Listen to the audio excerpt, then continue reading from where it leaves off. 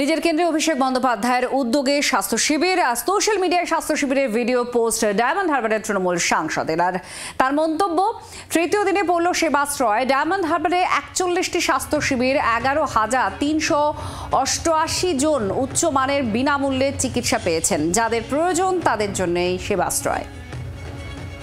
প্রবীর চক্রবর্তী আমাদের সঙ্গে আছেন এই মুহূর্তে। প্রবীর, কি লিখেছেন ডায়মন্ড হারবারের সাংসদ অভিষেক বন্দ্যোপাধ্যায় তার উদ্যোগে শুরু হওয়া এই সেবাশ্রয় নিয়ে? দেখো, 2 জানুয়ারি সেবাশ্রয় হেলথ ক্যাম্প শুরু করেছেন অভিষেক বন্দ্যোপাধ্যায় তার সংসদীয় কেন্দ্রের জন্য, এবং সেক্ষেত্রে দাঁড়িয়ে দেখা যাচ্ছে যে প্রতিদিনই কিন্তু এই সেবাশ্রয় যে শিবির, সেখানে কিন্তু সাধারণ মানুষের প্রাথমিক চিকিৎসার ভিড় কিন্তু প্রায় উপচে পড়ছে।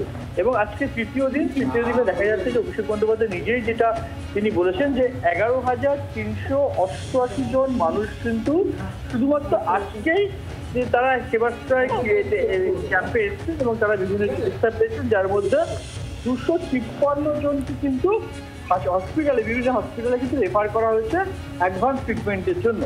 সুতরাং এই সেবাশ্রয় ক্লিনিকে কিন্তু ব্যাপক সাড়া পড়ছে। এটা শুধু ডায়মন্ড হারবার বিধানসভার জন্য শুরু হয়েছে, 11 দিন 10 দিন চলবে, তারপর আবার যে ডায়মন্ড হারবার লোকসভা কেন্দ্রে অন্যান্য বিধানসভা আছে, একটার পর একটা হবে। কিন্তু সেক্ষেত্রে দেখা যাচ্ছে সেবাশ্রয় গিয়ে কিন্তু ব্যাপক সাড়া পড়েছে প্রথম 2-3 দিনেই। বাংলার আওয়াজ, বাঙালির আবেগ, জি 24 ঘন্টা।